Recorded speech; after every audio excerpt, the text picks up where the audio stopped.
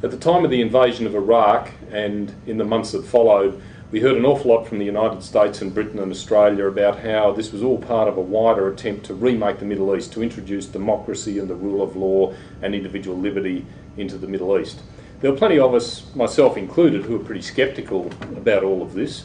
and believed that in reality the national interests of countries like the United States were really what were at stake, much more so than any wider idealistic intention of introducing democracy.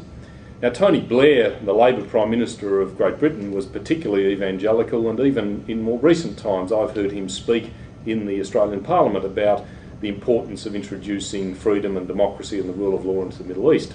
So it's with some interest I noted a decision that was announced at the same time as the inquiry into the death of Princess Diana was announced in Britain late in December,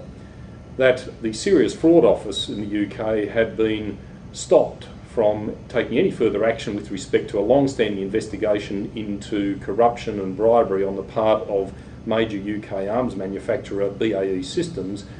involved with big arms contracts with Saudi Arabia. There's been a long-standing inquiry going on into bribes allegedly paid by BAE Systems to the Saudis, to Saudi princes and the royal family and various functionaries. And the Serious Fraud Office have made substantial progress on this. Now, the UK government, the Attorney General Lord Goldsmith, after having formally consulted with the Prime Minister and with the Minister for Foreign Affairs and the Minister for Defence and the Security Services, put out a statement saying that in the wider national interest, the government had decided to take no further action and to formally stop that inquiry. They said that in this instance the wider national interest had to prevail over the rule of law.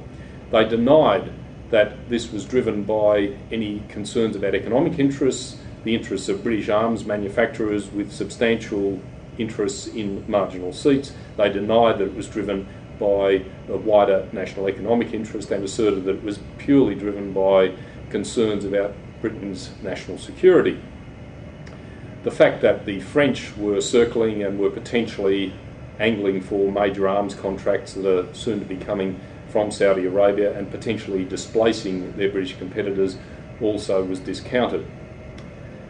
In this instance, the government is saying that the rule of law doesn't apply, that where there's systemic corruption and where you've got a medieval monarchy that has its power built on Islamic fundamentalists,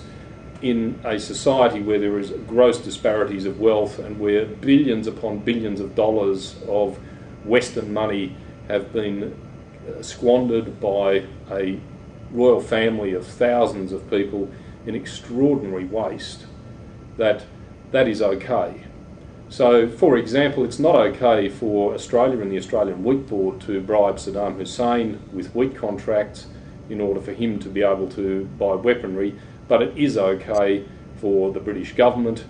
to effectively bribe, and British companies to effectively bribe the Saudis in order to buy their weapons.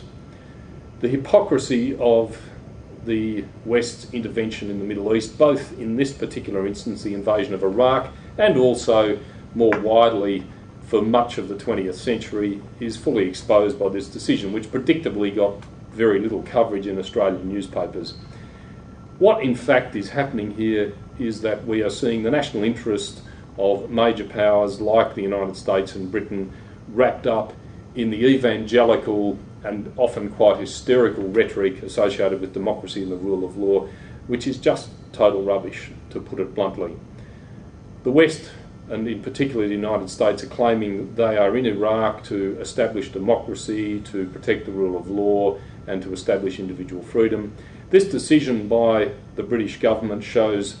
the truth about what's going on in Iraq and what's going on in the Middle East, and that is the countries like the United States and Britain, as they've always done, with Australia tagging along behind as the faithful little lapdog, are simply acting out decisions that are in their national interest as they perceive it. And where there is a collision between the high-minded principles that they purport to advance by invading Iraq and by killing countless Iraqis and their own national interest, guess which prevails? Their own national interest. I'm in the process of reading and have almost completed Robert Fiske's book, The Great War for Civilization, which is a 1,300-page study of his decades of reporting in the Middle East in particular, and it's quite a confronting book. And the one word that just keeps coming back to you time after time after time as you read this book is that word hypocrisy.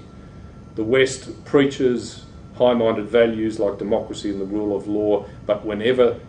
the pressure is put on, that's not how it behaves. In this instance, we have an outrageous decision by the British government to set aside the rule of law, to effectively exempt key players in a major British company, BAE Systems, from the law with respect to bribery, and to effectively say it is more important to prop up a medieval, undemocratic monarchy, an unrepresentative regime in Saudi Arabia, effectively created by the British many decades ago, than it is to promote the rule of law and to promote democracy in the Middle East. So all of the propaganda that came in the wake of the Palestinian elections, the elections in Lebanon, and the supposed loosening of the dictatorship in Egypt, all of which have been proved to be false dawns in the supposed spreading and flowering of democracy and the rule of law in the Middle East, all of that counts for nothing. We should not treat anything that Tony Blair says about the Middle East at face value in consequence of this decision. I'm a strong Tony Blair supporter when it comes to the government of England and the government of Great Britain in a domestic sense, but his foreign policy in the Middle East has been disastrous, and his capacity to separate high-minded principles, honourable principles, when they apply to other people, but not to live them out in the very same context when they apply to him and his government and his nation, really is sickening.